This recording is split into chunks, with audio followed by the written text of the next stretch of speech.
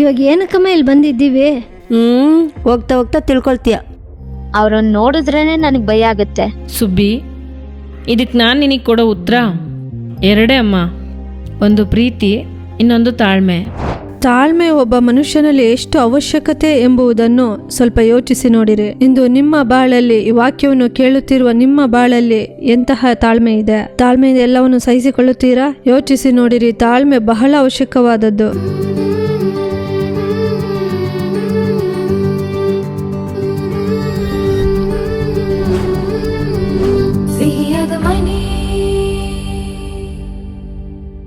ಪ್ರೀತಿಯ ಹೃದಯಗಳಿಗೆ ನಮ್ಮ ಪ್ರೀತಿಯ ವಂದನೆಗಳು. ಈ ಸಿಹಿಯಾದ ಮನೆ ಕಾರ್ಯಕ್ರಮದ ಮೂಲಕ ನಿಮ್ಮನ್ನು ಸಂಧಿಸುವುದರಲ್ಲಿ ನಾವು ಬಹಳ ಸಂತೋಷ ಪಡುತ್ತೇವೆ. ನೀವು ಎಲ್ಲರೂ ಸೌಖ್ಯವಾಗಿ ಇದ್ದೀರಿ ಎಂಬುದಾಗಿ ನಾವು ಕರ್ತನಲ್ಲಿ ನಂಬುತ್ತೇವೆ.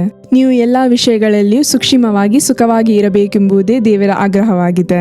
ಆದ್ದರಿಂದ ಇಂದು ನೀವು ಹಾದು ಹೋಗುತ್ತಾ ಇರುವಂತ ಕಷ್ಟಗಳ ಕುರಿತಾಗಿ ಚಿಂತಿಸಬೇಡಿರಿ, ಅದು ಶಾಶ್ವತವಲ್ಲ. ನೀವು ಎಲ್ಲದರಲ್ಲೂ ಸೂಕ್ಷ್ಮವಾಗಿ ಬಾಳುವಂತೆ ಆರಿಸಿಕೊಳ್ಳಲ್ಪಟ್ಟವರು. ಈ ದಿನ ತಾಳ್ಮೆ ಅವಶ್ಯ ಎಂಬ ಶೀರ್ಷಿಕೆಯಲ್ಲಿ ನಾವು ಕಾರ್ಯಕ್ರಮಗಳನ್ನು ವೀಕ್ಷಿಸಲಿದ್ದೇವೆ. ನಮ್ಮ ಅನುದಿನದ ಜೀವಿತದಲ್ಲಿ ಸಂಬಂಧಿಕರೊಂದಿಗೆ, ಹೆತ್ತವರೊಂದಿಗೆ ಮಾತನಾಡುವಾಗ, ಮಕ್ಕಳೊಂದಿಗೆ, ಗಂಡನೊಂದಿಗೆ, ಅತ್ತೆಯೊಂದಿಗೆ ಮಾತನಾಡುವಾಗ ತಾಳ್ಮೆಯು ನಮಗೆ ಅತ್ಯವಶ್ಯವಾಗಿದೆ. ನಮ್ಮನ್ನು ಕೋಪಗೊಳಿಸಿ ನಮ್ಮ ತಾಳ್ಮೆಯನ್ನು ಶೋಧಿಸುವಂತೆ ಸೈತಾನನು ಅವರನ್ನು ಉಪಯೋಗಿಸುತ್ತಾನೆ. ನಾವು ಕೋಪದ ಮಾತುಗಳನ್ನು ಆಡಿ ಕರ್ತನನ್ನು ದುಃಖಪಡಿಸುವಂತೆ ಸೈತಾನನು ನಮ್ಮನ್ನು ಉಪಯೋಗಿಸುವನು. ಸತ್ಯವೇದದಲ್ಲಿ ಭಕ್ತನಾಗಿದ್ದಂತ ಮೋಶೆ ಕೋಪಗೊಂಡಿದ್ದರಿಂದ ವಾಗ್ದಾನ ಮಾಡಲ್ಪಟ್ಟಂತ ಕಾನಾನ್ ದೇಶದೊಳಗೆ ಹೋಗಲಾಗದೆ ತೀರಿ ಹೋದನು.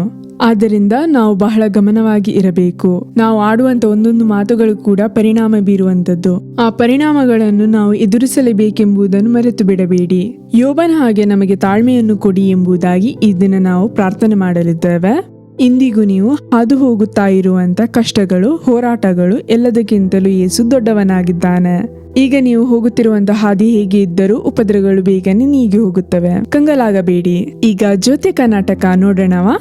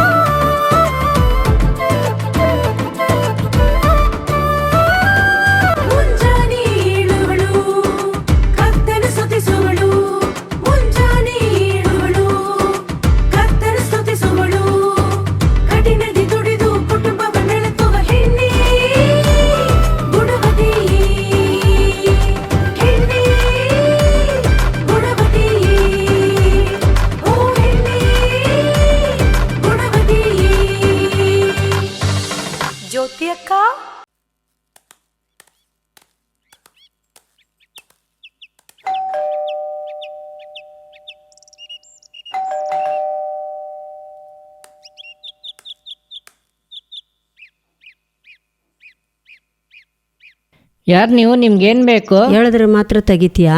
ಹೌದು, ಹೇಳಿದ್ರೇನೆ ತೆಗಿಯೋದು. ನಿಮ್ಮಮ್ಮ ಅವರ? ಹಾ, ಇದಾರೆ. ಹೋಗಿ ರೋಜಿ ಬಂದವಳೆ ಅಂತ ಹೇಳು. ಹೋಗು. ಹೇಳ್ತೀನಿ. ಹೋಗೋಣ ಒಳಗಡೆ.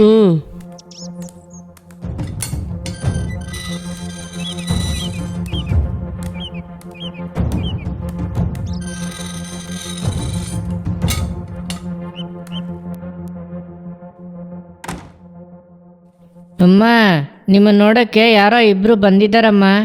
ನನ್ನ ನೋಡಕ್ಕ? ಹೌದಮ್ಮ, ನಿಮ್ಮನ್ನ ನೋಡಕ್ಕೇನೆ.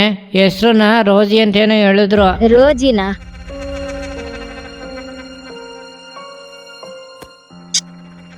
ಬಾ.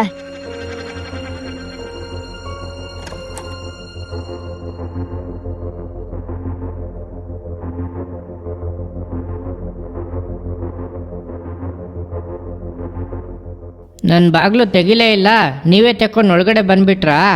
ನನ್ನ ಮನೆ ಒಳಗೆ ನಾನು ಬರೋಕ್ಕೆ ನಾನು ಯಾರನ್ನ ಕೇಳಬೇಕು? ನಿಮ್ಮನೇನಾ? ಸುಮ್ಮನೆ ಇರೋ. ಅತ್ತೆ ಚೆನ್ನಾಗಿದ್ದೀರಾ? ಅತ್ತಿಗೆ ಚೆನ್ನಾಗಿದ್ದೀರಾ? ಇದ್ದೀವಿ. ನೀನು ಇಲ್ಲಿ ರಾಣಿ ಥರ ಬದುಕ್ತಾ ಇದೀಯಾ?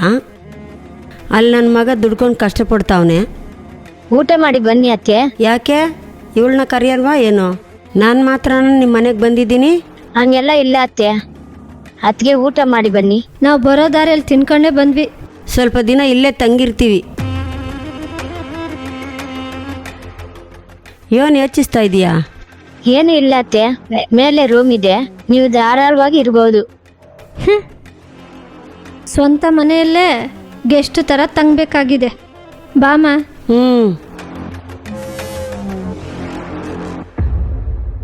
ಅಮ್ಮ, ಯಾರಮ್ಮ ಅವರು?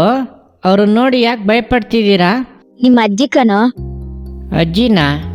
ಹೌದು, ನಿಮ್ಮ ಅಪ್ಪನ ಅಮ್ಮನೂ ಅವ್ರ ಅಕ್ಕ ಅವರು. ಹೌದಾ? ಇವಾಗ ಯಾಕೆ ಬಂದಿದ್ದಾರೆ? ಗೊತ್ತಿಲ್ಲೋ, ನೋಡೋಣ. ನೀನ್ ನಿದ್ದೆ ಮಾಡೋ. ಸರಿ ಅಮ್ಮ.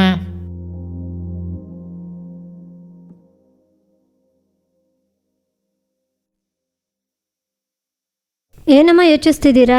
ನಮ್ಮ ಪಾಡಿಗೆ ನಾವು ಕಷ್ಟಪಡ್ತಾ ಇದ್ದೀವಿ, ನಮಗೆ ಸ್ವಲ್ಪ ಹಣ ಕೊಟ್ಬಿಟ್ಟು ಇವಳಿಗೆ ತಾನೇ ಎಲ್ಲ ಮಾಡ್ತಾವನೆ. ನೀವು ತಾನೇ ನನ್ನ ಮಗ ಅಂತ ಹೇಳಿದ್ರಿ. ನಿಮ್ಮ ಮಗ ತಾನೇ. ನೀನು ಬೇರೆ ಸುಮ್ಮನೆ ಇರೇ. ಇವಾಗ ಏನಕ್ಕಮ್ಮ ಇಲ್ಲಿ ಬಂದಿದ್ದೀವಿ? ಹೋಗ್ತಾ ಹೋಗ್ತಾ ತಿಳ್ಕೊಳ್ತೀಯ. ಏನು ಜಾನ್, ಅಜ್ಜಿ ಹತ್ರ ಮಾತಾಡ್ತೀಯಾ ಇಲ್ವಾ? ಇವರು ನಿಮ್ಮ ಅತ್ತೆ ಗೊತ್ತಾ ಇಲ್ವಾ? ಹೆಂಗೆ ಗೊತ್ತು? ನಮ್ಮ ಬಗ್ಗೆ ಹೇಳ್ಕೊಟ್ಟು ಬೆಳೆಸಿರ್ತಾಳೋ ಇಲ್ವೋ? ಯಾರಿಗೆ ಗೊತ್ತು? ಅದು ಸರಿನೇ, ಹೇಳ್ಕೊಟ್ಟು ಬೆಳೆಸಿದ್ರೆ ತಾನೇ ಗೊತ್ತಾಗುತ್ತೆ.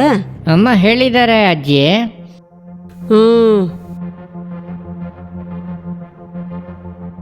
ನೀವ್ ಇವಾಗ ತಾನೇ ಬಂದಿದ್ದೀರಾ ಅತ್ತೆ, ಹೋಗ್ತಾ ಹೋಗ್ತಾ ಅಭ್ಯಾಸ ಆಗ್ಬಿಡುತ್ತೆ. ಇವಾಗ ತಾನೇ ಬಂದಿದ್ದೀಯಾ ಅಂತ ಹೇಳ್ತಾ ಇದ್ದೀಯಾ? ಯಾಕೆ ಬಂದಿದ್ದೀರಾ ಅಂತ ಕೇಳ್ತಾ ಇದೀಯಾ? ಅಯ್ಯೋ ಅತ್ತೆ, ನಾನು ಹಂಗೆ ಹೇಳಿಲ್ಲ. ಹೌದೌದು, ನೀನು ಹಂಗೆ ಹೇಳಿಲ್ಲ ಅಂದರೂ ನಮ್ಗೆ ಅರ್ಥ ಆಗಲ್ಲ ನೋಡು. ಏನಪ್ಪ ಜಾನ್, ಇವತ್ತು ಸ್ಕೂಲ್ಗೆ ಹೋಗ್ಲಿಲ್ವಾ? ಇಲ್ಲ ಅಜ್ಜಿ, ಇವತ್ತು ನಮಗೆ ಲೀವು. ಇವತ್ತು ಅಡುಗೆ ಮಾಡಾಯ್ತಾ?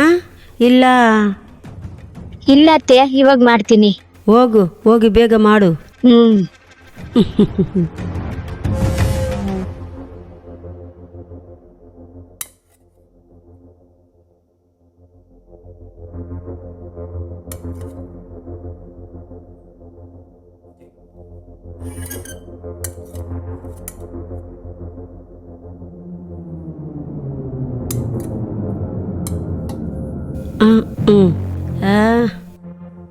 ಏನು ಊಟ ಇದು?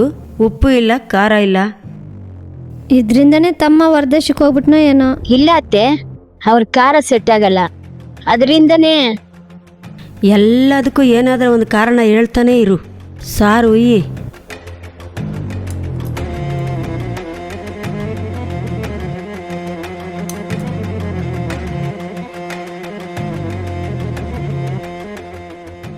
ಅಮ್ಮ, ಊಟ ಬೇಡ, ನನಗೆ ಊಟ ಮಾಡೋಕ್ಕಾಗ್ತಿಲ್ಲ.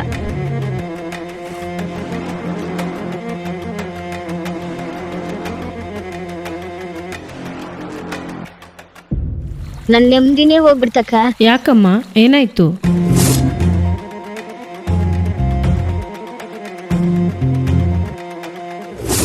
ಇದು ಎಲ್ಲರ ಮನೆಯಲ್ಲೂ ನಡೆಯೋದೇ ಅಲ್ವಮ್ಮ? ಹೌದಕ್ಕ, ಇದುವರೆಗೂ ಬಂದಿಲ್ಲ, ದಿಢೀರನ್ ಬಂದು ಅಧಿಕಾರ ಮಾಡಿದ್ರೆ. ನೀನು ಯಾಕಮ್ಮ ಅಧಿಕಾರ ಅನ್ಕೋತೀಯ? ಹಕ್ಕು ಆಗಿರ್ಬೋದಲ್ವಾ? ಅಕ್ಕ, ಹಕ್ಕಿಗೂ ಅಧಿಕಾರಕ್ಕೂ ನನಗೆ ವ್ಯತ್ಯಾಸ ಗೊತ್ತಕ್ಕ. ಅವ್ರನ್ನ ನೋಡಿದ್ರೇನೆ ನನಗೆ ಭಯ ಆಗುತ್ತೆ. ಸುಬ್ಬಿ, ಇದಕ್ಕೆ ನಾನು ನಿನಗೆ ಕೊಡೋ ಉತ್ತರ ಎರಡೇ ಅಮ್ಮ. ಒಂದು ಪ್ರೀತಿ, ಇನ್ನೊಂದು ತಾಳ್ಮೆ.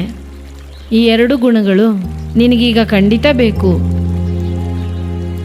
ಯಾಕಂದರೆ ಪ್ರೀತಿ ಎಲ್ಲವನ್ನು ಸಹಿಸ್ಕೊಳ್ಳುತ್ತೆ ಅಂತ ವಾಕ್ಯ ಹೇಳುತ್ತೆ. ನೀನು ನಿನ್ನ ಮನೇಲಿ ನಡೆಯೋ ಎಲ್ಲವನ್ನು ಸಹಿಸ್ಕೋಬೇಕು ಅಂದರೆ ಪ್ರೀತಿ ಬೇಕಮ್ಮ. ಅದೇ ಸಮಯದಲ್ಲಿ ಅವ್ರು ಮಾತಾಡುವಾಗ ಎದುರು ಉತ್ತರ ಕೊಡೋ ಥರ ನೀನು ಮಾತಾಡಬಾರ್ದು ಅಂದರೆ ನಿನಗೆ ತಾಳ್ಮೆನೂ ಬೇಕು. ಆದ್ದರಿಂದನೇ ಪ್ರೀತಿನೂ ತಾಳ್ಮೆನೂ ಬೇಕು ಅಂತ ಹೇಳ್ತೀನಿ. ಅದೇ ಸಮಯದಲ್ಲಿ ನೀನು ಪ್ರಾರ್ಥನೆನೂ ಮಾಡು. ಕೆಲ ಶತ್ರುವಿನ ಕ್ರಿಯೆಗಳು ಅವ್ರಿಗೆ ವಿರೋಧವಾಗಿ ಹೋರಾಡುತ್ತೆ, ಅವ್ರನ್ನ ಆಳ್ವಿಕೆ ಮಾಡೋದಕ್ಕೆ ನೋಡುತ್ತೆ. ಅವಾಗ ನೀನು ಪ್ರಾರ್ಥಿಸ್ಬೇಕು, ಸರಿನಾ? ಎಲ್ಲ ಸರಿ ಅಕ್ಕ, ಆದರೆ ಮನೆಗೆ ಹೋಗಕ್ಕೆ ನನ್ ಭಯ ಆಗುತ್ತೆ. ಭಯ ಪಡಬೇಡ ಸುಬ್ಬಿ. ನೀನು ಯಾರೂ ಇಲ್ದಲೆ ಒಬ್ಬಂಟಿಯಾಗಿದ್ದೆ. ಆದರೆ ನಿನಗಿವಾಗ ಸಂಬಂಧ ಅಂತ ಇಬ್ಬರು ಬಂದಿದ್ದಾರಲ್ಲಮ್ಮ, ಆ ಥರ ಯೋಚಿಸ್ ನೋಡು. ದೇವ್ರು ಅನುಮತಿಸದೆ ನಿನ್ನ ಜೀವನದಲ್ಲಿ ಏನೂ ನಡೆಯಲ್ಲ ಸುಬ್ಬಿ. ಅದನ್ನ ನೀನು ಮೊದಲು ತಿಳ್ಕೊ. ಅದನ್ನ ನೀನು ಅರ್ಥ ಮಾಡ್ಕೊಂಡ್ರೇ ಪ್ರೀತಿನೂ ತಾಳ್ಮೆನೂ ಪ್ರಕಟ ಆಗೋದಮ್ಮ. ಅವ್ರ ಮನಸ್ಸಲ್ಲೂ ಕೂಡ ಸ್ವಲ್ಪ ಕೋಪಗಳು, ಗಾಯಗಳು ಈ ಥರ ಎಲ್ಲ ಇರುತ್ತೆ. ಸ್ವಲ್ಪ ದಿನ ತೋರ್ಪಡುತ್ತೆ. ನೀನು ತಾಳ್ಮೆಯಿಂದ ಮಾತ್ರ ಇರು. ಅವಸರಪಟ್ಟು ಏನನ್ನು ಮಾತಾಡ್ಬಿಡ್ಬೇಡ. ಸರಿ ಅಕ್ಕ.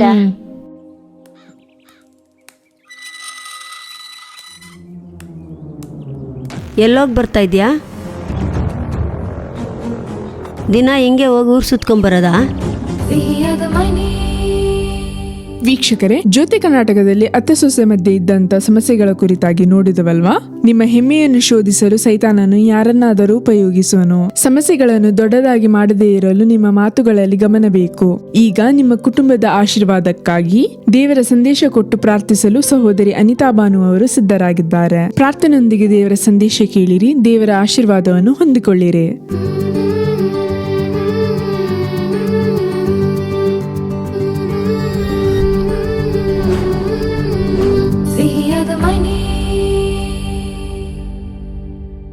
ಕ್ರಿಸ್ತನಲ್ಲಿ ಪ್ರಿಯರಾದವರೇ, ಈ ಸಿಹಿಯಾದ ಮನೆ ಕಾರ್ಯಕ್ರಮದ ಮೂಲಕ ಮತ್ತೆ ನಿಮ್ಮನ್ನು ಸಂಧಿಸುವುದರಲ್ಲಿ ನಾವು ಬಹಳ ಸಂತೋಷಿಸುತ್ತೇವೆ. ಈ ಕಾರ್ಯಕ್ರಮಕ್ಕೆ ನಿಮ್ಮನ್ನು ಪ್ರೀತಿಯಿಂದ ಆಹ್ವಾನಿಸುತ್ತೇವೆ. ಪ್ರಿಯರಾದವರೇ, ಈ ಕಾರ್ಯಕ್ರಮವು ನಿಮಗೆ ಬಹಳ ಆಶೀರ್ವಾದವಾಗಿರುತ್ತದೆ ಎಂದು ನಾವು ನಂಬುತ್ತೇವೆ. ಈ ದಿನದಲ್ಲಿ ತಾಳ್ಮೆ ಅವಶ್ಯಕತೆ ಎಂಬ ಶೀರ್ಷಿಕೆಯಲ್ಲಿ ಯೋಚಿಸಿ ನಾವು ಧ್ಯಾನಿಸಲಿದ್ದೇವೆ. ವಾಕ್ಯದ ಪ್ರಕಾರ ನಾವು ಧ್ಯಾನಿಸಲಿದ್ದೇವೆ. ಒಂದು ಸುಂದರವಾದ ನಾಟಕವನ್ನು ನೋಡಿದೆವಲ್ಲವಾ? ನೀವು ನೋಡಿರಿ, ಆ ನಾಟಕದಲ್ಲಿ ತಾಳ್ಮೆ ಎನ್ನುವುದು ಎಷ್ಟು ಅವಶ್ಯಕತೆ ಎಂಬುದನ್ನು ಆ ನಾಟಕದ ಮೂಲಕ ನಾವು ತಿಳಿದುಕೊಳ್ಳಬಹುದು. ಇದೇ ರೀತಿಯ ನಮ್ಮೊಬ್ಬೊಬ್ಬರ ಜೀವಿತದಲ್ಲೂ ಇಂದು ಈ ತಾಳ್ಮೆಯನ್ನು ಕಳೆದುಕೊಂಡದ್ದರಿಂದ ಎಷ್ಟೋ ಕುಟುಂಬಗಳು ತತ್ತರಗೊಂಡಿವೆ. ಎಷ್ಟೋ ವೇದನೆ, ಮನಸ್ಸಿಗೆ ಕೆಲಸವನ್ನು ಕಳೆದುಕೊಳ್ಳಬಹುದು. ಈ ಕೆಲಸ ಮಾಡೋಣ ಇಲ್ಲ ಬಿಡೋಣ, ಈ ವ್ಯಾಪಾರ ಮಾಡೋಣ ಇಲ್ಲ ಬೇಡ, ಈ ಬಿಸ್ನೆಸ್ ಅನ್ನು ಬಿಟ್ಟು ಬಿಡೋಣ ಇಲ್ಲ ಬೇಡವ, ಇಷ್ಟು ಸಮಸ್ಯೆಯನ್ನು ಸಂಧಿಸುತ್ತೇವಲ್ಲ. ಎಷ್ಟು ಕಾರ್ಯಗಳನ್ನು ತಾನೇ ನಾವು ತಾಳ್ಮೆಯಿಂದ ಸಹಿಸಿಕೊಳ್ಳುವುದು. ಈ ರೀತಿಯೆಲ್ಲ ನಮ್ಮ ಬಾಳಲ್ಲಿ ಪ್ರಶ್ನೆಗಳು ಎದ್ದೇಳುತ್ತಾ ಇರುತ್ತದೆ. ಆದರೆ ಸತ್ಯವೇದದಲ್ಲಿ ಒಂದು ವಾಕ್ಯವು ಬರೆಯಲ್ಪಟ್ಟಿದೆ. ಪ್ರಸಂಗಿ 7ನೇ ಅಧ್ಯಾಯ 8ನೇ ವಾಕ್ಯದಲ್ಲಿ, ಆದಿಗಿಂತ ಅಂತ್ಯವು ಲೇಸು, ಅಮ್ಮುಗಾರನಿಗಿಂತ ತಾಳ್ಮೆ ಉಳ್ಳವನು ಉತ್ತಮ ಎಂದು ಬರೆಯಲ್ಪಟ್ಟಿದೆ. ನೋಡಿರಿ, ನಾವು ಹೆಮ್ಮೆಯಿಂದ ಮಾತನಾಡುವುದಕ್ಕಿಂತ ತಾಳ್ಮೆಯಿಂದ ಕಾರ್ಯಗಳನ್ನು ಸಹಿಸಿಕೊಂಡು ಆ ಕಾರ್ಯಗಳನ್ನು ನಾವು ಮಾಡಿಕೊಂಡು ಹೋದರೆ ಅದು ಲೇಸಾಗಿರುತ್ತದೆ, ಅದು ಉತ್ತಮವಾಗಿರುತ್ತದೆ ಎಂದು ಸತ್ಯವೇದವು ನಮಗೆ ತಿಳಿಸಿಕೊಡುತ್ತದೆ. ಆಗ ತಾಳ್ಮೆ ಒಬ್ಬ ಮನುಷ್ಯನಲ್ಲಿ ಎಷ್ಟು ಅವಶ್ಯಕತೆ ಎಂಬುದನ್ನು ಸ್ವಲ್ಪ ಯೋಚಿಸಿ ನೋಡಿರಿ. ಇಂದು ನಿಮ್ಮ ಬಾಳಲ್ಲಿ, ಈ ವಾಕ್ಯವನ್ನು ಕೇಳುತ್ತಿರುವ ನಿಮ್ಮ ಬಾಳಲ್ಲಿ ಎಂತಹ ತಾಳ್ಮೆ ಇದೆ? ತಾಳ್ಮೆಯಿಂದ ಎಲ್ಲವನ್ನು ಸಹಿಸಿಕೊಳ್ಳುತ್ತೀರಾ? ಇಲ್ಲ ಆಗಾಗ ಕೋಪ ಬಂದು ಎಲ್ಲವನ್ನು ಕಳೆದುಕೊಂಡು, ತಾಳ್ಮೆಯನ್ನು ಕಳೆದುಕೊಂಡು ಆಗಾಗ ಸಮಸ್ಯೆಗಳಲ್ಲಿ ಸಿಕ್ಕಿಕೊಂಡು ಸಮಾಧಾನವನ್ನು ಕಳೆದುಕೊಳ್ಳುತ್ತಿದ್ದೀರಾ? ನೆಮ್ಮದಿಯನ್ನು ಕಳೆದುಕೊಳ್ಳುತ್ತಿದ್ದೀರಾ? ನೀವು ನಿಮ್ಮ ಬಾಳಲ್ಲಿ ತಾಳ್ಮೆಯನ್ನು ಕಳೆದುಕೊಂಡಿದ್ದರಿಂದ ಕುಟುಂಬದಲ್ಲಿ ನೆಮ್ಮದಿಯಿಂದ ಇರಲಾಗುತ್ತಿಲ್ಲವಾ? ಕೆಲಸದಲ್ಲಿ ನೆಮ್ಮದಿಯಿಂದ ಇರಲಾಗುತ್ತಿಲ್ಲವಾ? ಯೋಚಿಸಿ ನೋಡಿರಿ. ತಾಳ್ಮೆ ಬಹಳ ಅವಶ್ಯಕವಾದದ್ದು. ಒಂದು ಕಾರ್ಯವನ್ನು ಹೇಳುತ್ತೇನೆ, ಕೇಳಿರಿ. ಒಂದು ದಿವಸ ಒಬ್ಬ ತಾಯಿ ಬಂದರು. ಆ ತಾಯಿ ಹೇಳಿದರು, ಮಗನು ತಪ್ಪಾದ ಒಂದು ಸಂಬಂಧವನ್ನು ಏರ್ಪಡಿಸಿಕೊಂಡನು. ಆದರೆ ಆ ಹುಡುಗನ ತಂದೆ ಊರಿನಲ್ಲಿ ಇಲ್ಲ, ಆರ್ಮಿಯಲ್ಲಿ ಇದ್ದಾರೆ. ಆಗ 26 ವರ್ಷ ಗಂಡನಿಂದ ದೂರ ಇದ್ದು ಅತ್ತೆಯೊಂದಿಗೆ ಇದ್ದುಕೊಂಡು ಕುಟುಂಬವಾಗಿ ಇದ್ದುಕೊಂಡು ಅವರು ಮಕ್ಕಳೊಂದಿಗೆ ಕುಟುಂಬವಾಗಿ ಬದುಕುತ್ತಿದ್ದಾರೆ. 26 ವರ್ಷಗಳ ನಂತರ ಆ ಮಗ ತಪ್ಪಾದ ಸಂಬಂಧವನ್ನು ಏರ್ಪಡಿಸಿಕೊಳ್ಳುತ್ತಾನೆ. ಆಗ ಗಂಡನಿಗೆ ಇದು ತಿಳಿದ ಕೂಡಲೇ ಆಗ ಗಂಡ ಹೇಳುತ್ತಾನೆ, ನಿನ್ನ ಬಳಿ ತಾನೇ ಮಕ್ಕಳೆಲ್ಲ ಇದ್ದಾರೆ, ಬೆಳೆಯುತ್ತಿದ್ದಾರೆ, ನೀನು ತಾನೇ ಮಕ್ಕಳನ್ನು ನೋಡಿಕೊಳ್ಳಬೇಕು. ನಾನು ಇಲ್ಲಿದ್ದುಕೊಂಡು ದುಡಿಯುತ್ತೇನೆ, ಕಳಿಸುತ್ತೇನೆ. ಆದರೆ ಇವನು ಇಷ್ಟು ತಪ್ಪಾದ ದಾರಿಯಲ್ಲಿ ಹೋದನಲ್ಲ ಎಂದು ತಂದೆಯಿಂದ ಅದನ್ನು ಸ್ವೀಕರಿಸಲಾಗಲಿಲ್ಲ. ನಿಜವೇ, ಮಗನು ತಪ್ಪು ಮಾಡುತ್ತಿದ್ದಾನೆ, ಆದರೆ ತಂದೆಯಿಂದ ಅದನ್ನು ಅಂಗೀಕರಿಸಲಾಗುತ್ತಿಲ್ಲ. ಇವರು ತುಂಬಾ ಗಂಡನ ಬಳಿ ಮಾತನಾಡಿ ಮಗನಿಗೆ ತಂದೆಯೊಂದಿಗೆ ಕ್ಷಮಾಪಣೆ ಕೇಳಲು ಹೇಳಿಕೊಟ್ಟು ಮಗನು ಕ್ಷಮಾಪಣೆ ಕೇಳಿ ತಂದೆ ಒಪ್ಪಿಕೊಳ್ಳುತ್ತಾನೆ.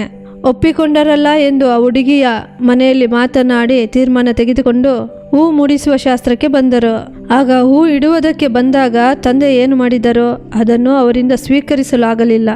ನನ್ನ ಮಗ ನನ್ನ ಮಾತನ್ನು ಕೇಳದೆ ತನ್ನ ಬಾಳಿನ ಸಂಗಾತಿಯನ್ನು ಆರಿಸಿಕೊಂಡನಲ್ಲ ಎಂದು ತಂದೆಯಿಂದ ಸ್ವೀಕರಿಸಲು ಆಗಲಿಲ್ಲ. ಆ ತಂದೆಗೆ ಬರಲು ಇಷ್ಟವಿಲ್ಲ.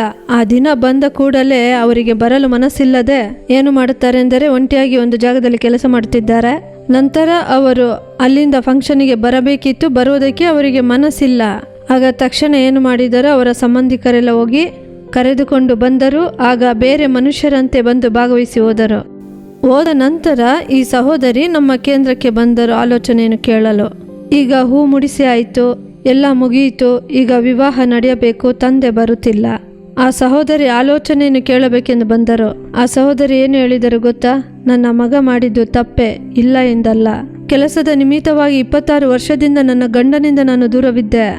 ಈಗ ನನ್ನ ಗಂಡ ಒಂದಾಗಿ ಈ ವಿವಾಹದಲ್ಲಿ ಬರಬೇಕಾದ ಸಮಯದಲ್ಲಿ ನನ್ನ ಗಂಡನು ನನ್ನ ಮಗನು ಮಾಡಿದ ತಪ್ಪಿನಿಂದ ನನ್ನ ಗಂಡ ಈ ವಿವಾಹಕ್ಕೆ ಬರುವುದಿಲ್ಲ ಎನ್ನುತ್ತಿದ್ದಾರೆ. ಇದರಿಂದ ನನ್ನ ಕುಟುಂಬ ಒಡೆದು ಹೋಗಬಾರದು. ತಾಳ್ಮೆಯಿಂದ ಒಂದು ತೀರ್ಮಾನವನ್ನು ನಾನು ತೆಗೆದುಕೊಳ್ಳಬೇಕು. ನನ್ನ ಮಗನು ದೂರ ಆಗಬಾರದು, ನನ್ನ ಗಂಡನು ದೂರ ಆಗಬಾರದು, ನನ್ನ ಕುಟುಂಬ ಒಡೆದು ಹೋಗಬಾರದು. ಇದಕ್ಕಾಗಿ ನಾನು ಏನು ಮಾಡಬೇಕೆಂದು ದೇವರ ಆಲೋಚನೆಯನ್ನು ಕೇಳಲು ಬಂದಿದ್ದರು. ತುಂಬಾ ಹತ್ತರು ನನ್ನ ಗಂಡನನ್ನು ಕರೆದು ನೀವು ಮಾತನಾಡಿ ಎಂದು ಹೇಳಿದರು. ತಕ್ಷಣ ಆ ಸಹೋದರನನ್ನು ಫೋನಿನ ಮೂಲಕ ಸಂಪರ್ಕಿಸಿ ಆ ಸಹೋದರನನ್ನು ಬರಲು ಹೇಳಿದೆವು. ಅವರು ಬಂದಿದ್ದರು. ಆ ಗಂಡನಿಗೆ ಮಾತನಾಡಿ ನಾವು ಆಲೋಚನೆ ಕೊಟ್ಟೆವು. ಬ್ರದರ್, ನಿಮ್ಮ ಮಗನು ತಪ್ಪು ಮಾಡಿದನು, ನೀವು ತಂದೆಯಾದವರು. ನೀವು ತಂದೆ ಅಲ್ಲವಾ? ಮಗನು ತಪ್ಪು ಮಾಡಿದನು ನಿಜವೇ, ಆದರೆ ಆ ತಂದೆಯು ಮಗನನ್ನು ನೆನೆಸಿ ಅಳುತ್ತಾರೆ. ಕಷ್ಟಕರವಾದದ್ದೇ, ಇಲ್ಲ ಎಂದು ಹೇಳುತ್ತಿಲ್ಲ, ಆದರೆ ನೀವು ತಂದೆಯಾದವರು.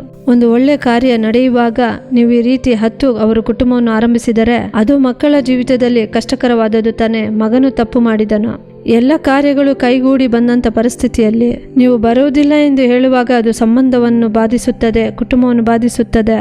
ನೀವು ಯೋಚಿಸಿ ನೋಡಿ ಎಂದು ಹೇಳಿ ಅವರೊಂದಿಗೆ ಮಾತನಾಡಿದೆವು. ಆಗ ಅವರು ಹೇಳಿದರು, ಸರಿ ಸಿಸ್ಟರ್, ನೀವು ಹೇಳುತ್ತಿದ್ದೀರಿ, ನಾನು ದೇವರಿಗೆ ಭಯಪಡುವವನೇ, ಯೇಸುವಿನ ಬಳಿ ಪ್ರಾರ್ಥಿಸುವವನೇ. ಆದರೂ ನೀವು ಹೇಳಿದ್ದೀರಿ, ನಾನು ಪ್ರಾರ್ಥಿಸುತ್ತೇನೆ, ನಾನು ಹೋಗುತ್ತೇನೆ, ಆದರೆ ನನ್ನ ಮಗ ಮಾಡಿದ್ದು ನನಗೆ ವೇದನೆಯನ್ನು, ದುಃಖವನ್ನು ಉಂಟು ಮಾಡುತ್ತದೆ ಎಂದರು. ನೀವು ದುಃಖ ಪಡಬೇಡಿ, ನೀವು ಸಂತೋಷದಿಂದ ಹೋಗಿ ಈ ಕಾರ್ಯವನ್ನು ಮಾಡಿ ಎಂದು ಹೇಳಿದೆವು.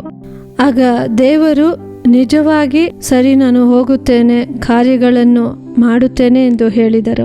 ನೋಡಿದ್ರ, ನಮ್ಮ ಜೀವಿತದಲ್ಲೂ ಇದೇ ರೀತಿ ಎಷ್ಟೋ ಸಮಸ್ಯೆಗಳು.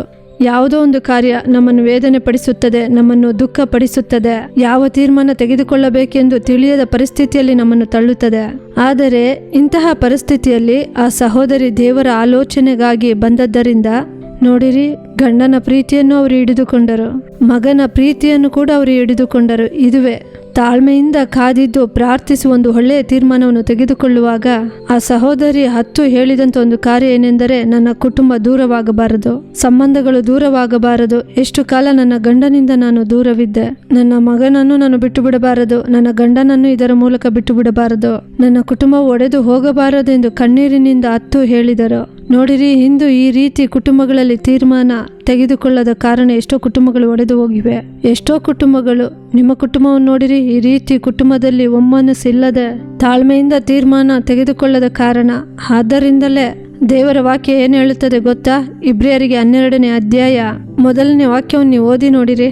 ನಮಗೆ ಅಭ್ಯಂತರ ಮಾಡುವ ಎಲ್ಲ ಭಾರವನ್ನು, ಹತ್ತಿಕೊಳ್ಳುವ ಪಾಪವನ್ನು ನಾವು ಸಹ ತೆಗೆದಿಟ್ಟು ನಂಬಿಕೆಯನ್ನು ಹುಟ್ಟಿಸುವವನು ಪೂರೈಸುವವನು ಆಗಿರುವ ಯೇಸುವಿನ ಮೇಲೆ ದೃಷ್ಟಿ ಇಟ್ಟು ನಮಗೆ ನೇಮಕವಾದ ಓಟವನ್ನು ಸ್ಥಿರಚಿತ್ತದಿಂದ ಓಡೋಣ. ಆಗ ನಾವು ಎಲ್ಲಿ ನೋಡಿ ಓಡುತ್ತಾ ಇರುತ್ತೇವೆ? ಯೇಸುವನ್ನು ದೃಷ್ಟಿಸಿ ಓಡುತ್ತೇವೆ. ಆಗ ಯೇಸುವನ್ನು ದೃಷ್ಟಿಸಿ ಓಡುವ ಈ ಕಾರ್ಯದಲ್ಲಿ ನಮಗೆ ಅನೇಕ ಕಾರ್ಯಗಳು ಅಲೆಗಳ ರೀತಿ, ಅಲೆಗಳು ಬರುವಾಗ ಹೇಗೆ ಎಲ್ಲವನ್ನು ಬಡಿದುಕೊಂಡು ಬರುತ್ತದೋ ಆ ರೀತಿ ಕೆಲವು ಸಮಸ್ಯೆಗಳು, ಪರಿಸ್ಥಿತಿಗಳು ನಮ್ಮನ್ನು ಬಡಿದು ಬರುತ್ತವೆ. ನಾವು ದೇವರನ್ನು ದೃಷ್ಟಿಸಿ ನಡೆಯಬೇಕು. ಹಲವು ಭಾರಗಳು, ಹಲವು ಸಮಸ್ಯೆಗಳು ನಮ್ಮನ್ನು ತಾಕುತ್ತಾ ಇರುತ್ತವೆ, ಯಾವಾಗಲೂ ತಾಕುತ್ತವೆ. ದೇವರ ವಾಕ್ಯ ಏನು ಹೇಳುತ್ತದೆ? ತಾಳ್ಮೆಯಿಂದ ಯೇಸುವನ್ನು ದೃಷ್ಟಿಸಿ ನಡೆಯಿರಿ ಎಂದು ಹೇಳಲ್ಪಟ್ಟಿದೆ. ಆಗ ನಾವು ತೆಗೆದುಕೊಳ್ಳುವ ಒಂದೊಂದು ಕಾರ್ಯದಲ್ಲೂ ತಾಳ್ಮೆಯಿಂದ ತೀರ್ಮಾನ ತೆಗೆದುಕೊಳ್ಳಬೇಕು. ಕೆಲವರಿಗೆ ಮುಂಗೋಪ, ಎಲ್ಲದಕ್ಕೂ ಕೋಪ. ತಾಳ್ಮೆಯನ್ನು ನೋಡಲೇ ಆಗುವುದಿಲ್ಲ. ನಮಗೆ ಸತ್ಯವೇದವು ಆ ರೀತಿ ಹೇಳಿಕೊಡಲಿಲ್ಲ. ಕರ್ತನು ಯೇಸು ನಮಗೆ ನೇಮಿಸಿರುವಂಥ ಓಟದಲ್ಲಿ, ನಮಗೆಂದು ನೇಮಿಸಿರುವ ಒಂದು ಓಟ ಉಂಟು, ಒಂದು ಹಾದಿ ಉಂಟು. ಆ ಕಾರ್ಯದಲ್ಲಿ ಏನೇ ಸಮಸ್ಯೆ ಬಂದರೂ ನಾವೇ ಅನುಭವಿಸಬೇಕು. ಅದನ್ನು ಹೇಗೆ ಅನುಭವಿಸುತ್ತೇವೆ, ಹೇಗೆ ಲೀಡ್ ಮಾಡುತ್ತೇವೆ, ಹೇಗೆ ಅದನ್ನು ನಡೆಸುತ್ತೇವೆ ಎಂಬುದು ಮುಖ್ಯ. ಆಗ ದೇವರ ವಾಕ್ಯ ಹೇಳುತ್ತದೆ, ತಾಳ್ಮೆಯಿಂದ ಓಡಬೇಕು ಎಂದು ಹೇಳಲ್ಪಟ್ಟಿದೆ. ಆಗ ನಾವು ತಾಳ್ಮೆಯನ್ನು ಕಾಪಾಡಿಕೊಳ್ಳಬೇಕು, ತಾಳ್ಮೆಯನ್ನು ನಾವು ಕಲಿತುಕೊಳ್ಳಬೇಕು. ಇದೇ ಸತ್ಯವೇದ ನಮಗೆ ತಿಳಿಸುತ್ತದೆ. ಆಗ ಕುಟುಂಬಗಳಲ್ಲಿ ಅನೇಕ ಸಂಬಂಧಗಳು ಮುರಿದು ಬೀಳುವುದಕ್ಕೆ ಕಾರಣ ಈ ತಾಳ್ಮೆಯನ್ನು ಕಳೆದುಕೊಳ್ಳುವುದರಿಂದಲೇ. ಆತ್ಮಿಕ ಫಲಗಳಲ್ಲಿ ಒಂದು ತಾಳ್ಮೆ. ಯೇಸುವನ್ನು ನೋಡಿರಿ, ದೀರ್ಘ ತಾಳ್ಮೆ ಉಳ್ಳವನಾಗಿದ್ದನು ಎಂದು ಸತ್ಯವೇದದಲ್ಲಿ ನೋಡುತ್ತೇವೆ. ಆಗ ಯೇಸು ಕ್ರಿಸ್ತನು ದೀರ್ಘ ತಾಳ್ಮೆ ಉಳ್ಳಂತ ದೇವರು. ಆಗ ಅವರ ಮಕ್ಕಳು ಆತನಂತೆ ತಾಳ್ಮೆಯಿಂದ ಸಮಸ್ಯೆಗಳನ್ನು ಜಯಿಸಬೇಕು, ಕಾರ್ಯಗಳನ್ನು ಡೀಲ್ ಮಾಡಬೇಕು, ಕಾರ್ಯಗಳನ್ನು ಕಲಿತುಕೊಳ್ಳಬೇಕು, ತಾಳ್ಮೆಯಿಂದಲೇ ಅದನ್ನು ಸರಿಪಡಿಸಬೇಕು ಎಂದು ದೇವರು ಇಷ್ಟಪಡುತ್ತಾರೆ. ನಾವು ಕೂಡ ತಾಳ್ಮೆಯಿಂದ ಹೋಗುವಾಗಲೇ ಈ ಕಾರ್ಯವನ್ನು ನಾವು ಸರಿಪಡಿಸಲು ಸಾಧ್ಯ. ಪ್ರಿಯರಾದವರೇ, ಈ ವಾಕ್ಯವನ್ನು ಕೇಳುತ್ತಿರುವಂಥ ದೇವರ ಮಕ್ಕಳೇ, ಸ್ವಲ್ಪ ನಿಮ್ಮ ಜೀವಿತದಲ್ಲಿ ನಡೆಯುವ ಸಮಸ್ಯೆಗಳನ್ನು, ಹೋರಾಟಗಳನ್ನು, ಕಷ್ಟಗಳನ್ನು ಸ್ವಲ್ಪ ತಾಳ್ಮೆಯಿಂದ ನೀವು ಸಹಿಸಿಕೊಂಡಿದ್ದರೆ ಇಂತಹ ಹೋರಾಟದಲ್ಲಿ ನೀವು ಹಾದು ಹೋಗುತ್ತಿರಲಿಲ್ಲ. ನಿಮ್ಮ ಮಧ್ಯೆ ಅಂತರ ಇರುತ್ತಿರಲಿಲ್ಲ, ಸಮಸ್ಯೆ ಬರುತ್ತಿರಲಿಲ್ಲ, ಇಕ್ಕಟ್ಟು ಇರುತ್ತಿರಲಿಲ್ಲ, ಹೋರಾಟ ಇರುತ್ತಿರಲಿಲ್ಲ. ಎಷ್ಟು ಸಂತೋಷವಾಗಿ ಬಾಳಿರುತ್ತಿತ್ತು. ನೀವು ತಾಳ್ಮೆಯನ್ನು ಕಳೆದುಕೊಂಡು ಇಂದು ನೀವು ತಪ್ಪಾದ ತೀರ್ಮಾನಗಳನ್ನು ತೆಗೆದುಕೊಂಡು ಮಕ್ಕಳನ್ನು ಇಟ್ಟುಕೊಂಡು ಕಣ್ಣೀರು ಸುರಿಸುತ್ತಿದ್ದೀರಿ. ಇಂದು ಒಂಟಿಯಾಗಿ ಕಣ್ಣೀರು ಸುರಿಸುತ್ತಿದ್ದೀರಿ. ಏನನ್ನು ಕಳೆದುಕೊಂಡವರಾಗಿ ಕಣ್ಣೀರು ಸುರಿಸುತ್ತಿದ್ದೀರಿ. ಇಂದು ತಾಳ್ಮೆ ಇಲ್ಲದ ನೀವು ದೇವರ ಸಮ್ಮುಖದಲ್ಲಿ ಆ ತಾಳ್ಮೆಗಾಗಿ ನಿಮ್ಮನ್ನು ಒಪ್ಪಿಸಿಕೊಡಿರಿ. ಆತ್ಮಿಕ ಫಲಗಳಲ್ಲಿ ಒಂದು ತಾಳ್ಮೆ. ಆ ತಾಳ್ಮೆ ಇಲ್ಲದ ಕಾರಣ ಎಷ್ಟು ಕಾರ್ಯಗಳನ್ನು ನಾವು ಕಳೆದುಕೊಳ್ಳುತ್ತೇವಲ್ಲವ. ಇಂದು ನೀವು ಈ ಮಾತುಗಳನ್ನು ಕೇಳುತ್ತಿರುವಂಥ ದೇವರ ಮಕ್ಕಳೇ, ನೀವು ಯಾವುದೋ ಒಂದನ್ನು ತಾಳ್ಮೆ ಇಲ್ಲದೆ ಒಂದು ವೇಳೆ ನೀವು ಕೆಲಸವನ್ನು ಕಳೆದುಕೊಂಡಿರಬಹುದು, ಸಮಾಧಾನವನ್ನು ಕಳೆದುಕೊಂಡಿರಬಹುದು, ಸಂತೋಷವನ್ನು ಕಳೆದುಕೊಂಡಿರಬಹುದು, ಕುಟುಂಬದ ಸಂಬಂಧಿಕರನ್ನು ನೀವು ಕಳೆದುಕೊಂಡಿರಬಹುದು. ನೋಡಿರಿ, ಮರಣಕ್ಕೆ ಕೂಡ ನಿಮ್ಮನ್ನು ತಳ್ಳಿರಬಹುದು. ಅವಸರ, ಆತುರ. ಒಬ್ಬರು ಬಂದು ತಪ್ಪಾದ ತೀರ್ಮಾನವನ್ನು ತೆಗೆದುಕೊಂಡು ಹೋಗುತ್ತಾರೆಂದರೆ ಆ ಎಮೋಷನಲ್, ಆ ತಾಳ್ಮೆ ಇಲ್ಲದೆ ಅವಸರದಲ್ಲಿ ತೀರ್ಮಾನ ತೆಗೆದುಕೊಳ್ಳುವುದು.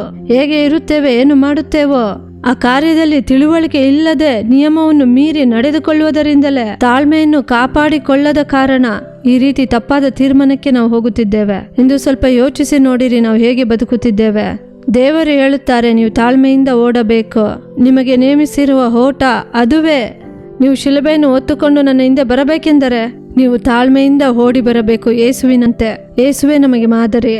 ಯೇಸು ಹೇಗೆ ತಾಳ್ಮೆಯಿಂದ ಬಾಧೆಗಳನ್ನು ಸಹಿಸಿಕೊಂಡು ಪಿತಾ ದೇವರ ಚಿತ್ತವನ್ನು ನೆರವೇರಿಸಿದರೋ ಅದೇ ರೀತಿ ಈ ಲೋಕದ ಜೀವನದಲ್ಲಿ ದೇವರ ಚಿತ್ತವನ್ನು ನಾವು ನೆರವೇರಿಸಬೇಕೆಂದರೆ, ಈ ಲೋಕದಲ್ಲಿ ಹೋರಾಟ ಕಷ್ಟಗಳನ್ನು ದಾಟಿ ಹೋಗಬೇಕೆಂದರೆ ತಾಳ್ಮೆಯು ಬಹಳ ಅವಶ್ಯಕತೆಯಾಗಿದೆ.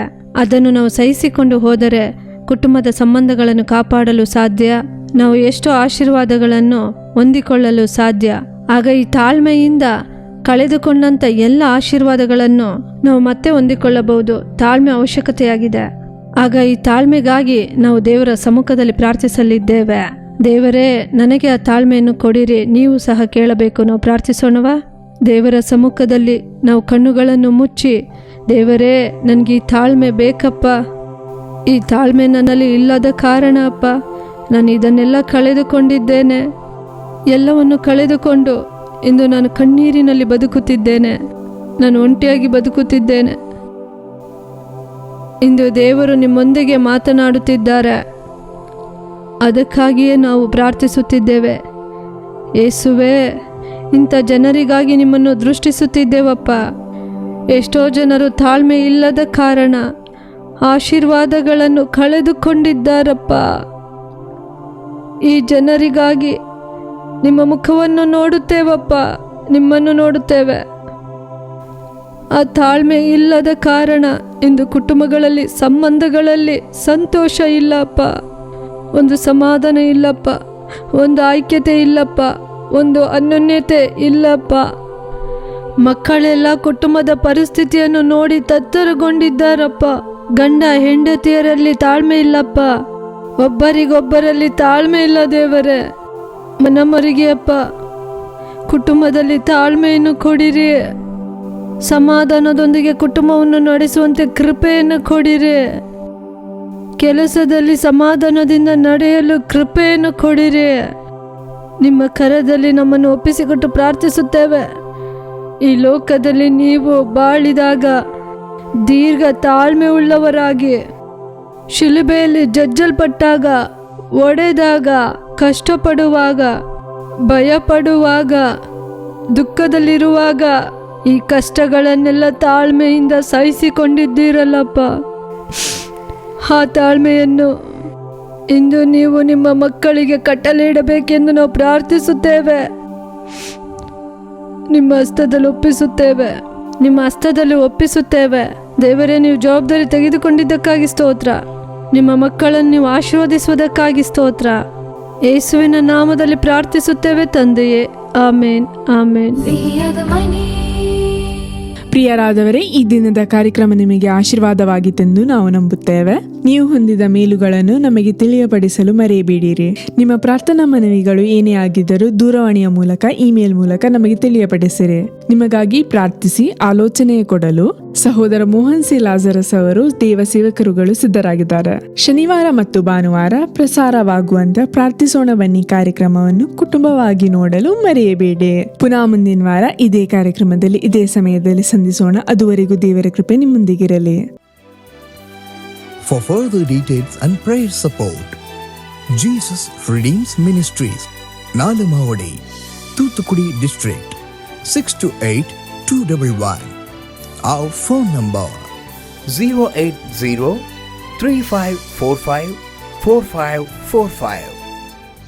God bless you.